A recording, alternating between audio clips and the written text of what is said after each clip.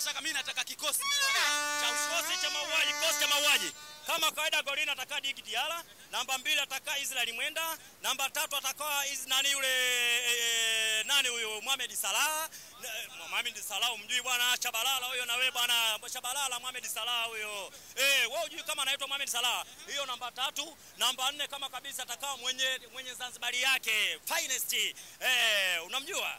Captain Baka hilo kaka. Namba 5 atakaa kijana yule mfupi yule, Dickson Job hilo. Namba 6 anamrudisha yule wa nyumbani tena, muda kupiga simu muda wote za jioni, muda huyo. Namba 7 huwezi kwenda kazini bila kuchomekea, bila kuulamba. Afisa kuchomekea kaka, lazima ulambe. Namba 8 Mkenya Duke Abuya lazima akae pale. Alafu namba 9 kule anaenda kukapa Kome zua.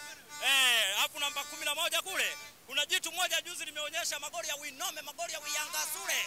Boyeli Tembo lazima Boyeli namba 11 9. Yaani nimekwambia vicho kikosi unachoenda kukutajia leo kama atakwenda kukiweka.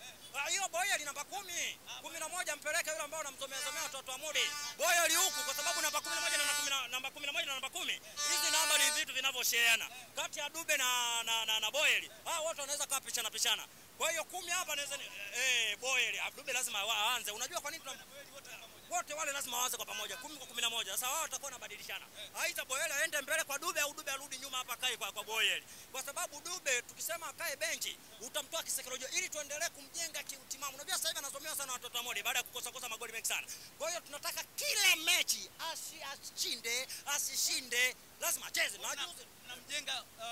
Mnamjenga kisaikolojia kwenye mechi kama hii ya Fara. Unajua kwa kipindi anachopitia yule ndugu yangu ni kipindi kigumu kweli.